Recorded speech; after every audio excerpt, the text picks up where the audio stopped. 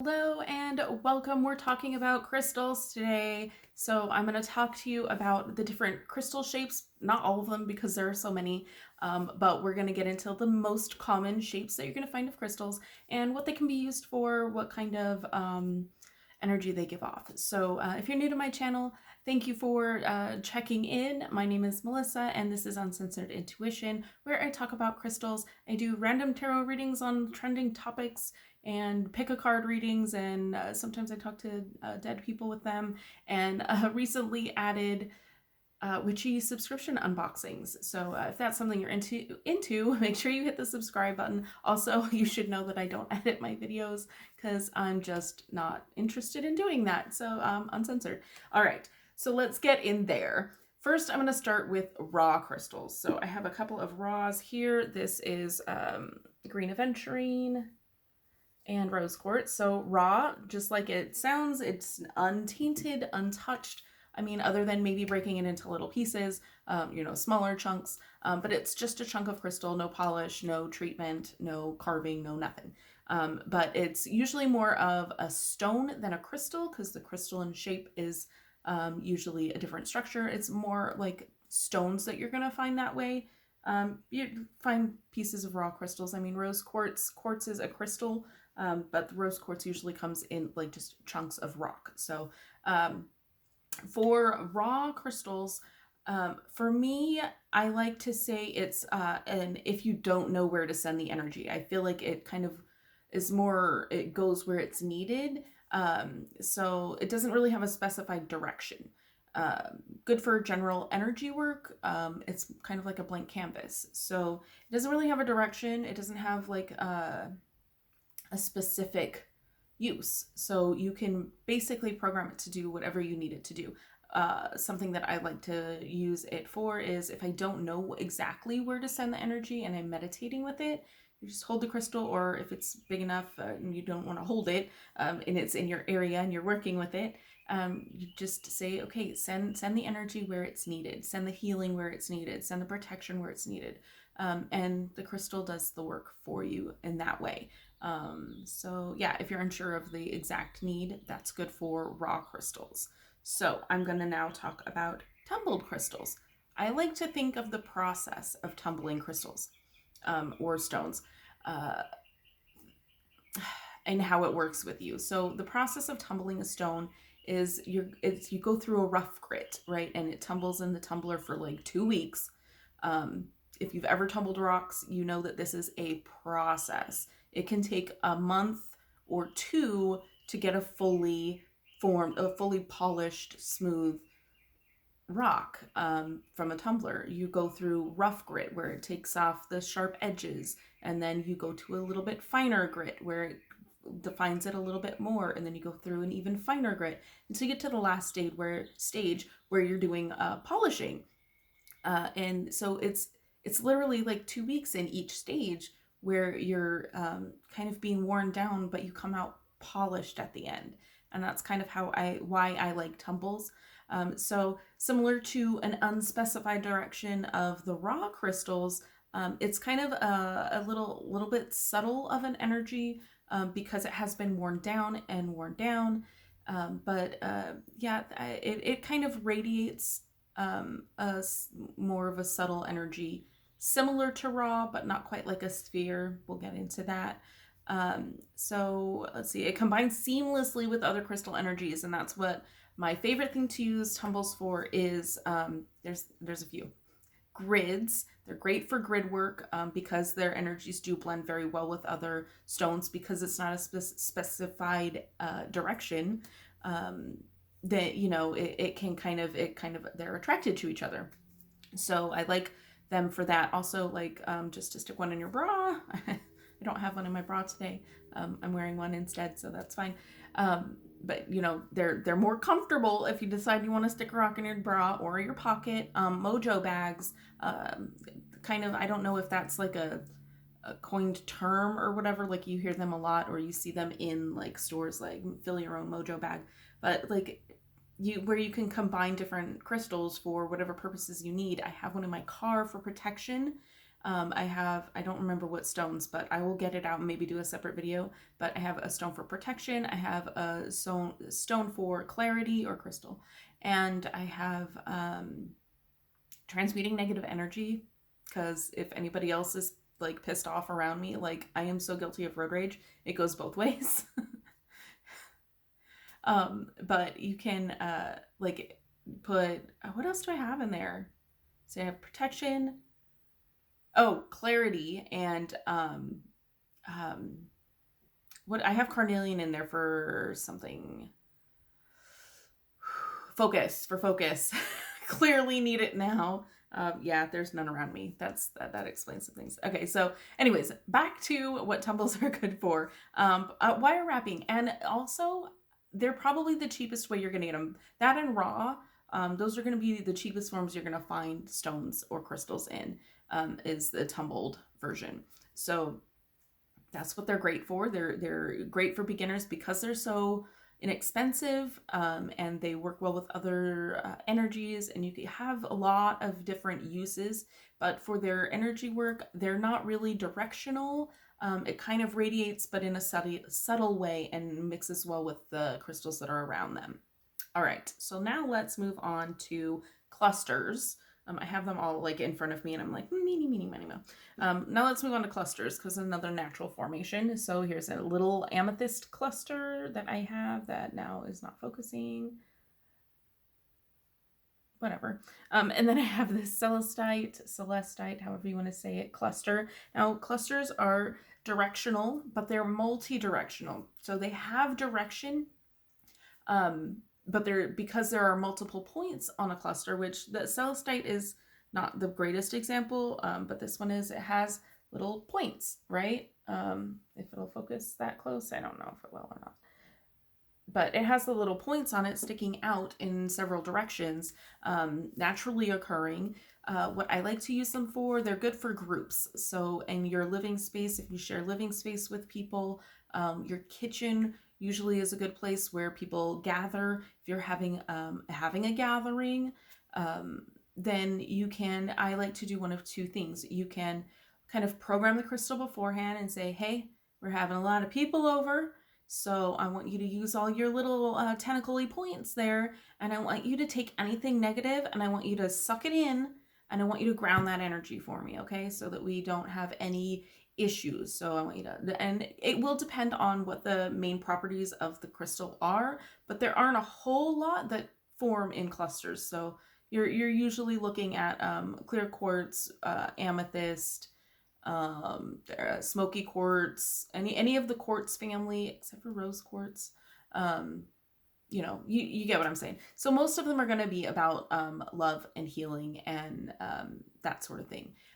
Clear quartz can amplify energy, so if you're going to program it beforehand to send out energy, that's the other way I like to use it. If it's like you're having a family dinner and nobody really talks, it's just kind of awkward, and you want to amplify the energy, you can kind of program it to do that beforehand and say, hey, these guys don't really talk much. We want to like bring the vibration up in the room, you know, so send that out with your tentacle-y little points that stick out everywhere. Send it out in everyone's direction and send it directly to the people, to give them, you know, their energy, and also have the points draw it in and ground it. So that's what I like to use clusters for. All right, so now we're going to kind of get, this one's kind of a mix between man-helped and naturally occurring, because it does happen both ways. We're going to talk points. I feel like a very common form that you're going to get. So let's start with the naturally occurring. This is a point that I actually can use as a tower because it is flat on the bottom, but it is not carved. So it's more of a point. It just happens to be broken off pretty flat. I mean, it's not perfectly level, but it's pretty flat, and I can use it as a tower if I wanted to. So that's a naturally occurring point. I also have one in my wand, which I'm like, don't judge the paint. Don't judge the paint. It's like some kid craft paint. And so that like Crayola air dry clay, but there's a little point in the tip there. So that, and then this is, we'll get into that. let's talk about just a point. Concentrated energy, directional energy. Let's see, what else did I put down here? It amplifies, it transfers, and it sends energy. So a point will send energy. Using this as a tower will send it up, right? This I can use to, and you don't need like a fancy wand. I made the wand. I use it to program crystal grids. So it takes the energy and it transfers and, sends the energy through the point. So the point is what makes it directional. So it'll send the energy through the point, from me to the point, through the point to wherever you're setting it. Healers, energy healers, Reiki practitioners can use it. There are different, like you can get just a crystal wand that is a long crystal with a point at the end. Sometimes they're curved or rounded at the end. Sometimes they're spiraled. You can get fancy ones with other jewels on them, or jewels, gems, crystals on them. Totally preference as far as wands, but I feel like the point, a regular just point, that's probably the most common, but it is directional and it sends energy through the point.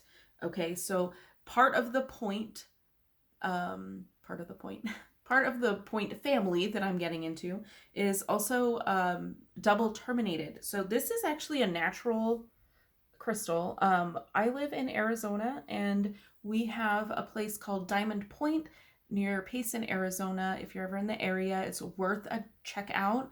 We call them Payson diamonds. They're very similar to Herkimer diamonds in that they form naturally in double terminated a lot of the time. Now they do wash down and break apart, so you don't always, but you can get, and I have them in my car from our last trip up there, but you can get them, and they're small. I think the biggest one I have is like this big, but for the most part they're pretty tiny, and they do come double terminated. You just find them in the wash, like they're just there. You can dig for them certain times of the year, but they're just there. So there are naturally occurring double terminated points. So this is just a clear quartz point that I have, but it does kind of have a point at the end. So this is not carved in any way. I can use it as a double terminated if I wanted to. This is a man-made carved double terminated smoky quartz point, which I just love. And I also love that it's so much darker. You can see through. Hi. I love that it's so much darker on one end and lighter on the other end. And it's also cloudier on the whiter end. It's a little dusty. Oh, I need to dust my babies. Okay, so there you have that. All right, so let's talk about what the double terminated is used. Again, directional, but we have 2 points. So it's really good at transferring energy because it can pull in from one side and send out from the other. I especially like the smoky quartz because smoky quartz absorbs negativity, transmutes into positivity, that sort of thing. So like literally if somebody's just being a douchebag, I can just point it at them and be like, here, take some positive energy, or suck their negative energy and then turn it into positive energy. But let's see, it creates a circuit. So if you hold it in both hands with it pointing at either hand, kind of like this, you can do it that way with your palm chakras. It creates a circuit. So if you're feeling stuck, if you feel like really like stuck with something, or maybe you feel like a chakra is out of alignment, double terminated are great for like increasing a flow or inducing a flow, and like creating a circuit so it circulates. So it helps circulate energy. Great for this, like if you're really just feeling like you're not feeling an emotion that you should be feeling, it will kind of help move your energy for so that you can feel it more. And it really doesn't have to specifically be related to chakras or healing work, but it does move the energy. It will suck it in one end and spit it out the other. And with the smoky quartz, it also transmutes in the process. So what else do I have written down here about double terminated? Gives and receives simultaneously, moves energy, and aligns. So again, with the, like if you're feeling like stuck or blockages, up and down on your meridian here, will like kind of move the energy up and down as well, and kind of maybe create from grounding. It can be very grounding and kind of move the energy up and like release it. Or the other way, if you want to pull in energy from like, you know, the heavens or whatever you want to refer to it as, the stars, the sky, spirit, whatever you would associate with up here. Bring that into your body and then kind of like wash it out basically and ground it into the ground, and give it back to Mother Earth so that she can transmute it. All right, so that's about double terminated. All right, towers in the points family still. Towers are man-made for the most part. I did show my little exception here. I do consider that a tower, but this is a man-made sodalite tower. I have a sodalite tower and I have a lapis lazuli tower that I always mix up because this one's really dark. This is a sodalite tower, and towers are man carved. Usually, let's see, this one has, well, I can't see the point very well. 1, 2, 3, 4. This has 8 sides, and I can't remember how many sides mean what, but that's another video. Great for the center of a grid.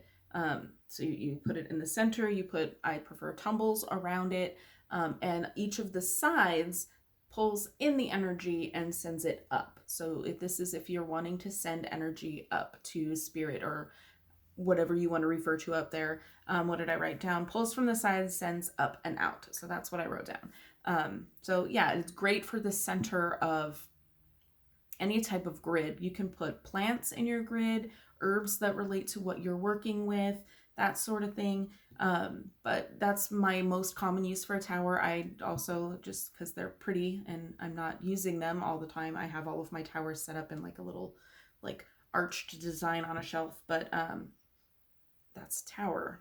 All right, so that's how I use a tower. I'm sure there are many uses. If you have a special use that you use for your tower that maybe is not common or something other than what I've mentioned, please comment down in the comments, because that's where you put comments. Anyways, all right, so moving on from the point family and more into the man-made shapes. Spheres. So this one I just happen to have here. I was going to get one of the big guys, but this one's right here, and I love this one. I want to show you this really cool. This is fluorite. Look at that design if it'll focus. I think this has been featured in another video before, and it would not focus then, but it kind of has like a spiral with the purple. It's too reflective. Can you see that spiral? Maybe you can. But spheres. So, where am I at? Oh, the energy. They radiate. So it's like, think of like a ripple in a pond. You know, like if you toss a stone, you have a still pond, you toss a stone and it ripples out, right? And it just kind of like do. It's like that, but on a 3D, 360 degrees scale, or motion. So it's gonna ripple. It ripples out in all directions. Okay, so that's kind of where the energy goes. You can use that in the center. I have used that in the center of a crystal grid before. I really like to hold them when I'm meditating, or if I like, people have their, what is it, like not a palm stone, a worry stone, where it has like kind of like a thumbprint shape in the middle, and you kind of just rub it when you're like almost like a fidget type energy or type device. I like spheres for that. I like to roll them between my palm chakra. I don't know why I do that. If anybody knows why, let me know. But like that's like a really fun thing for me to do. I don't know, it just feels good. They're really good for massages too. If you're giving a massage and you know it's somebody that you like are really personal with, not like as a professional, but you can use it in professional practice too. But it can definitely be really good for massages, to put an intention into the stone and then use it for whatever purposes. This might have been something I could have added to the crystals for moms, if you know what I'm saying.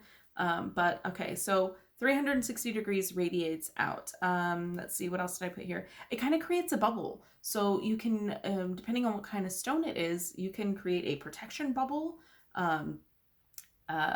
like to keep things out. You can use it to contain something in. If you are worried about somebody else taking your energy, you have energy vampires in your life, you can actually use it to contain like your aura.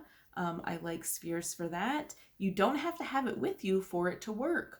Once you have kind of like programmed it, hey, pretty little bubble, I want you to make a bubble around me, and I want you to keep all of my good stuff in.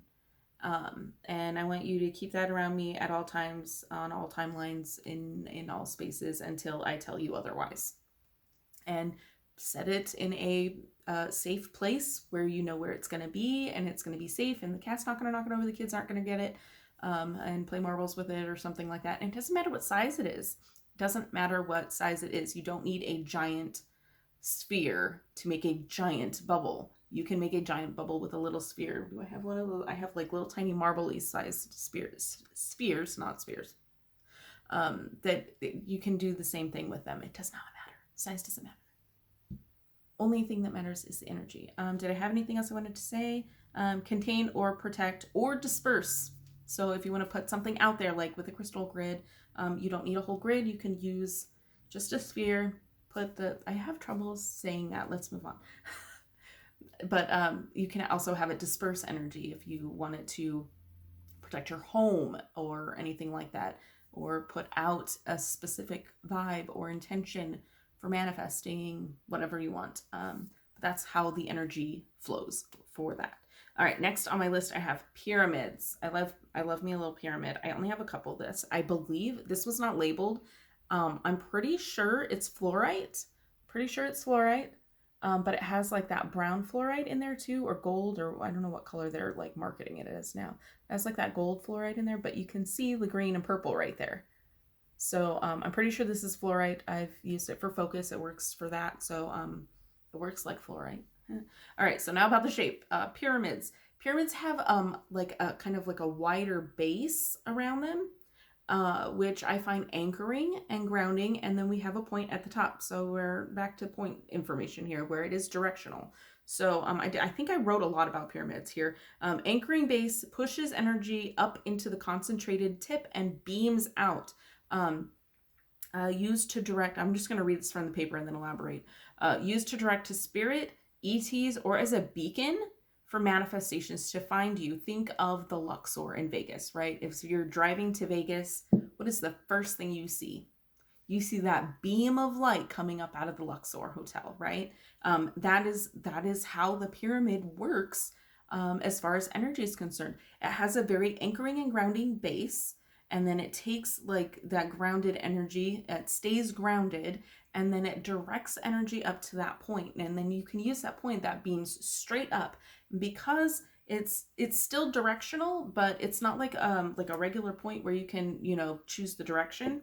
It has one direction, and that is straight up. So if you want to meditate and try and connect with ETs, or locate your own extraterrestrial origins, if you want to know if you're Palladian or Andromedan or whatever, and you're doing meditation for that, that's a great shape to work with. Also for manifestations to find you. So if you can set up a grid the same way as a center point in the grid, and it will pull all of the energy of what you're intending and what you're manifesting and send it straight up, and it will help that manifestation find you. You use it as a beacon. What else did I say? Spirit, the same as ET. If you're struggling with connection to spirit, or sometimes what and I'm guilty of this, you want to reach like an enlightened kind of state. You want to connect directly with spirit. You want to hear what they're saying. You want to hear and see them like they're a person on earth, and so you get kind of stuck in that, like wanting to be more in the astral.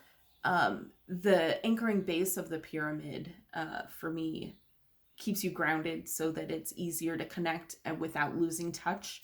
Because that can be a problem too if you're first beginning to connect with spirit or ATs, whatever. But it keeps you grounded while you're doing that. Let's see. So yeah, that's what I have for pyramids. Next is hearts. Before I mention hearts, there are some shapes that I'm not going to mention, or I haven't mentioned, just because we're already at like 24 minutes here. If you want another video, like a part 2 with other shapes, like I did mention animals, flames, eggs, geodes. There are a lot of other shapes that have specific helpful things. Like I like geodes for a very specific thing, because they point inward. Think of a cluster that points inward. We'll just leave it at that, and I'll save it for another video. But if you want a part 2 with some of the other shapes, let me know. All right, hearts. This is my very first. This was the one that started it all. Was this heart? My how old was she? She was probably 6 or 7 at the time. My daughter. We were at a swap meet, and there was like a metaphysical booth. They weren't really geared toward the metaphysical. It was like mostly just more on the geology side of it than the metaphysical side. Like I had to have this for some reason, so here it is, the one that started it all. And he said it was celestite, and I'm just like, I looked it up and I looked at pictures of celestite, and I was like, that doesn't look right. It's blue calcite. It's blue calcite. Nobody would carve celestite into I find it hard to believe that anybody would carve a celestite into a heart unless they found like a huge vein of it or something. Anyways, hearts, obviously love. Now, you think that's such a man-made shape, and that's not even what the heart looks like. It's a subconscious connection to the symbolism of the heart. So love, connection, community, heart chakra, doesn't matter what stone, if it's shaped like a heart. If you're, well, let's see, I'm trying to think of a stone that wouldn't be associated with heart chakra. Let's go with like a carnelian that's more connected to the root chakra down here, where safety and reproductive area. Doesn't really connect with your heart so much, but if it's shaped in a heart, you can use it to connect the heart to the root chakra and be more grounded in your heart space. So like they can be connected that way. Connects to our subconscious association to care and compassion. So heart shapes, they don't have a specific direction because they are polished and smoothed. I guess there's a point here a little bit, like, I mean, it's kind of, they're going to be rounded for the most part. You could do that depending on which direction you faced it. If you wanted to send love in a certain direction, you could do that. But it's also good as a palm stone. It fits pretty well as just like a palm stone. Yeah, it does associate with compassion, love. So any intentions that have to do with stuff like community and that kind of thing, a heartstone is great for that. If you want to get more in touch with your own feelings, they're good for that. Next up, two more. We're almost done. Next up, should I save it for last? I'm gonna save that one for last. Let's go with cubes. Cubes. Okay, cubes. Think stability. Okay, they're grounding. It can be a container. What else do you think of with cubes? It has corners. So I like cubes for stabilizing chaotic energy and kind of like I'm getting Pandora's box, like spirits kind of jumping in there. Pandora's box, like it's saving something. Like you don't want to. If it's something that you don't want to get rid of, but you don't want it taking over. I like cubes for that. They hold energy for you. That's how I kind of see them. That's how I kind of use them. It's about containing, and I believe this is sunstone. I should be saying what the stones are. That is sunstone. It's a very light sunstone and not as flashy as I'm used to, but yes. So grounding, stability. The corners, think of the corners of your house, but yeah, like a container containing, I mean, not that it like sucks in the energy and holds it in the little cube, but that it helps maintain any chaotic energy so that it can be handled, not to get rid of it. But like you could, sometimes you want to transmute energy, sometimes it doesn't need to be transmuted necessarily. It just needs to be maintained or contained. So that's what I like cubes for. And last and not least, and I'm sorry I don't have a better specimen. We're going to talk about skulls. All of my crystal skulls are currently working. So I have this one that was in my bedroom. We're going to talk about skulls. So skulls are all about ancestral knowledge and just knowledge in general, but specifically learning from your ancestors, or not even your specific ancestors, not like your DNA related great great great grand. It just ancestral like not communal knowledge, but the collective knowledge of our ancestors here on the planet. Doesn't necessarily mean yours. Now it can help you connect to your own specific ancestors. You can use it to talk to people that have passed that you know in your life. You can do anything you want because you have free will. But for the most part, they connect to knowledge. Let's see, what did I write? Learning about past, Connected consciousness, the collective. So yes, it's tapping into the collective knowledge, the collective energy, breaking generational trauma, curses, unhealthy or unneeded karmic ties to past lives, and understanding. So that's what I like to use crystal skulls for. They are very powerful if you get into it. I have a few videos if you're interested on how to work with crystal skulls before you go and invest in purchasing them, because they can get a little pricey depending on where you're getting them. But I do have a video that I did fairly recently about them. If you want to go check that out, I'll try and put like one of those little eye things that the fancy YouTubers use. But that is all the shapes I'm covering today. We're at 30 minutes already. If you want that other video, let me know in the comments. And if this is something you're into, don't forget to subscribe. Thank you so much for watching. And as always, have a blessed day.